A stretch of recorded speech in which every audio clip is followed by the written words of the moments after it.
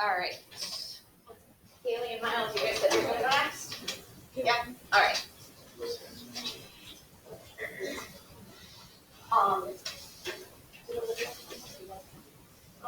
She lost it, so she's not going to speak and present. Her and I are going to work out some stuff, so just kind of skim through her slides. Because her and I will figure it out.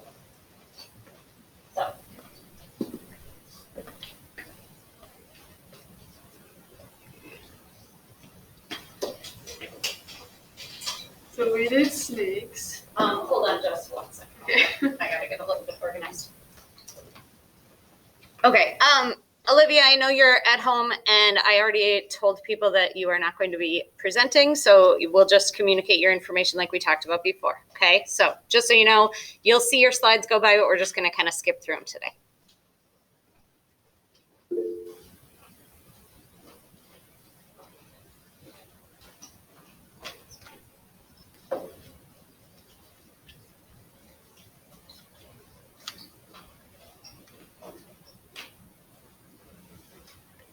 All right, so note takers, you can label snake for your next box.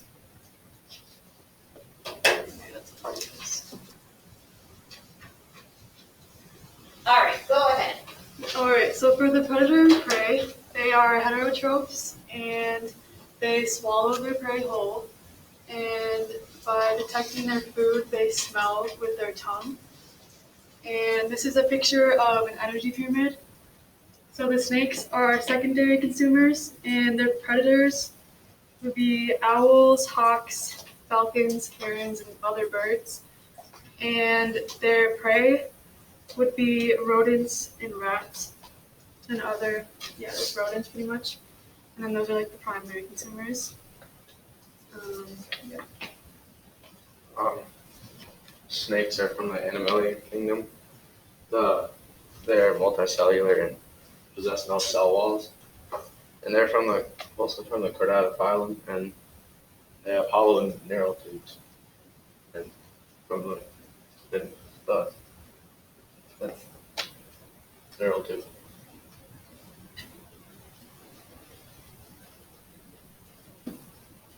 So for the respiratory and circulatory systems, that is, the respiratory and circulatory systems transport nutrients and gases throughout the body. This is the trachea, which transports air to and from the lungs. It's like right there, it's like the yellow thing.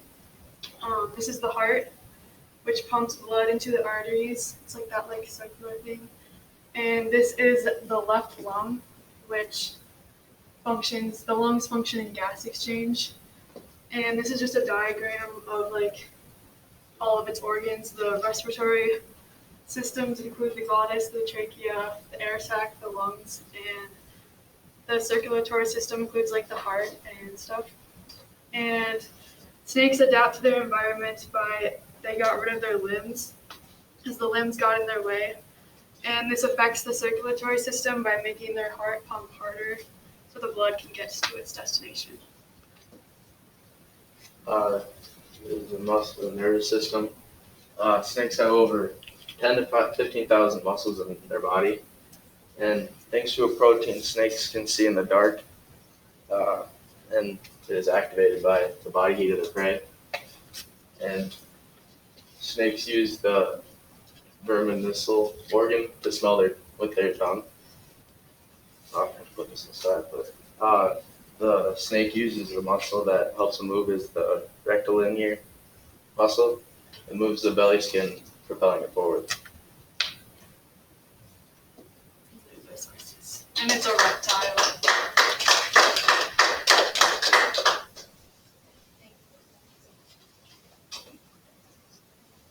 All right, so again, take a minute and fill in this box. The snake is a reptile, so you can highlight that one if you didn't already. Most of you knew that part.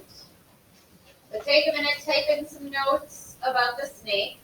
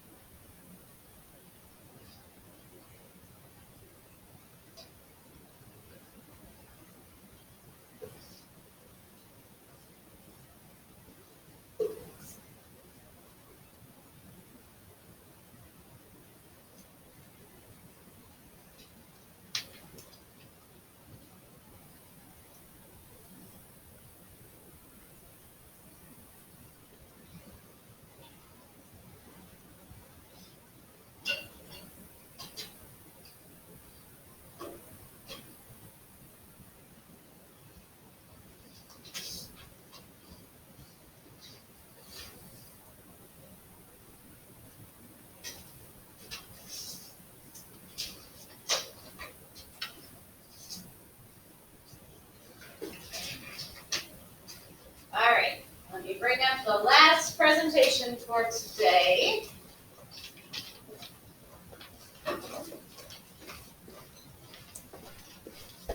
Savannah, do you need somebody to stand next to you for more support? I think I'll be okay. Think you're good? Okay. All right, you can go ahead and open yours. So Kayla, you're up. Can you just say hi or something so we can make sure your sound's working? Hi. Perfect. Okay, so me and Kayla had the lamprey Petromyzoniformis. And the lamprey is classified in the animal kingdom, which means it's multicellular, it reproduces sexually, and it's heterotrophic.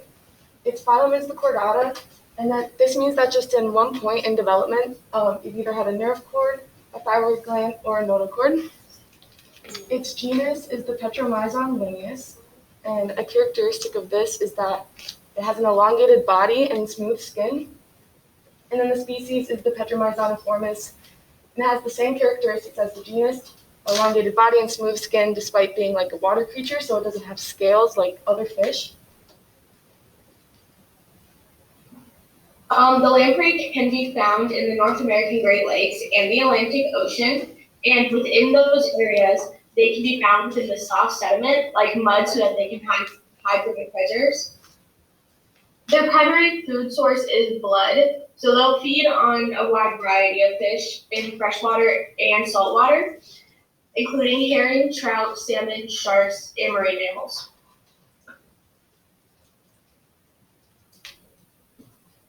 The lamprey is attached to fish with their mouth and a suction cup on. They will dig their teeth into the flesh, and once they're securely attached, they're permitted to dig through the flesh's scales and skin with their sharp tongue to be able to create a small hole to suck the blood out of the fish. And as Savannah said earlier, they are heterotroph, and catfish and northern pike are the only predators to a lamprey.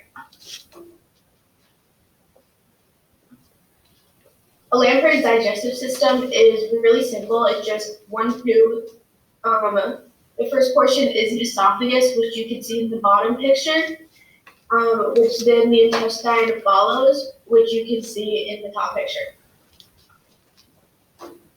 Okay, and then I did the respiratory system, and I focused on like the three main parts. So the first thing I talked about was the gill pouch, which would be like these rows of muscular walls along the side of the fish. And they're kind of hard to see, but they would be right here in the lamprey, kind of towards the top, towards the head. And this just provides an opening to the exterior, but only in lampreys. And then we have the gill slit, which is internal and external. So on the side of the fish, they would be located more up by the head, and they would be very small and hard to see, but it would leave an opening so that the water can leave in and out of the fish while it's breathing. And then we have the pharynx, which just connects all of this together. So it'll go through the gill pouch, through the gill slit to the gill pouch, and then into the rest of the body so that the lamprey can breathe underwater. And then that's it.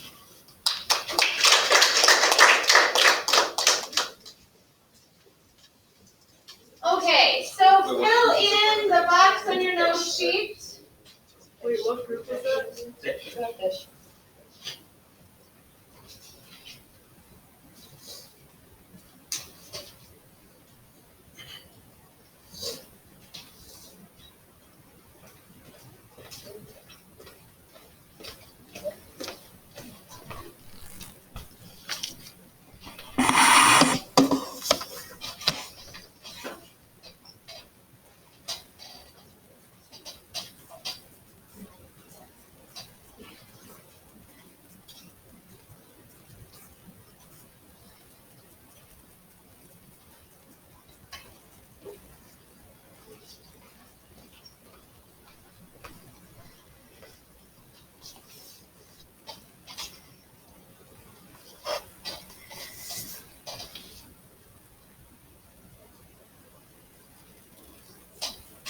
All right. So before we wrap up this project, I want to just make a couple of kind of very end of the trimester, end of biology announcements. because then this reflection will be kind of the last piece. So we will have a little bit of extra time today, and that's okay because it's the last day. First of all, thank you all for working hard and sticking with all of the changes throughout this trimester. I know shifting learning models in the middle of a trimester can be kind of tricky. I'm glad that most of you were able to come back so that we could do dissections and at least get in a little bit of hands-on stuff this trimester. It would have been really sad if you had just been researching things and didn't get to do that. So I'm glad we were able to come back for part of it. But again, thanks for working hard and sticking with it. Those of you who presented today, just like yesterday, I will be finishing up grading your presentations later this afternoon, and they'll be in the grade book before I leave, which means after that, the only other thing that I have to grade is this document that you're going to be turning in, which will just be 5 or 10 points. I don't remember how many I usually give for this one, and any last minute late work that you have. If there's late work that you've turned in over the past week or so, I'm going to be trying to grade that like throughout the day today. So hopefully by this evening, Student View will be caught up with everything except maybe this thing that you're turning in today. So you can see if there are still things you're missing. You may finish up assignments tonight. This is kind of the last chance, but I have a grading day. I will be working tomorrow grading things. So I will check once more tomorrow to see if there are any late assignments that are turned in. So tonight's kind of your really last chance to turn in anything that you still have missing. If you look in the grade book tonight, like I said, not right now, but if you look in the grade book tonight and there are things that say missing but you think they're done, please send me an email if you see anything that looks wrong, okay? So by midday tomorrow, after I grade all the last minute stuff, your grades for bio will be finished, and I'll be submitting grades for this class tomorrow. Just so you know, the computer system already rounds grades by 0.5 percentage point. So like the cutoff for an A- is supposed to be a 90%, but actually if you're at 89.5, it rounds you up and gives you an A-. Because the computer rounds grades, we biology teachers don't bump grades. So if you end up, 0.2 away from somewhere, please don't send me an email begging me to bump your grade. The computer already rounds things, so we don't round further. Okay, and I know occasionally that happens and it kind of sucks, but somebody is always sitting on the borderline. So I just want to put that out there in advance. If you have questions about why you ended up with that grade, you can definitely send me questions, but just so you know, the computer rounds so that we don't. Any questions about that in general? Grades aren't officially due until like next Tuesday afternoon, so not all of your classes will definitely be done grading by tomorrow, but this class, since it's almost done, I do plan to have grades done and submitted by tomorrow, okay? Okay, so if you have any other individual questions, like I said, shoot me an email if anything looks incorrect so I can make sure to get everything fixed and graded within the next day or so. To wrap up these presentations, like I said at the beginning of yesterday you started by looking at all these animals and kind of trying to figure out what you thought was most closely related and what wasn't. Now, as you watch those presentations, you actually went through and labeled which group they were in, and you can look back at that cladogram at the top of your document to see where they all kind of fall on that tree. And so using all those notes that you took, the very last box on this document just says reflection. These are the 3 questions that I'd like you to answer in that last box.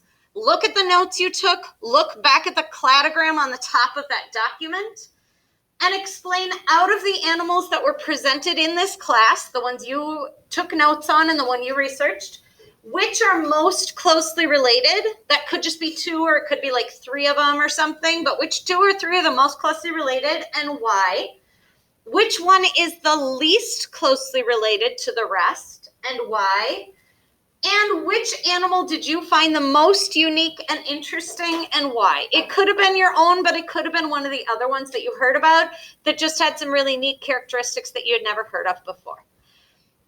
So take a few minutes now. Write out some good answers to these 3. Please make sure that you explain. These aren't just one-word answers.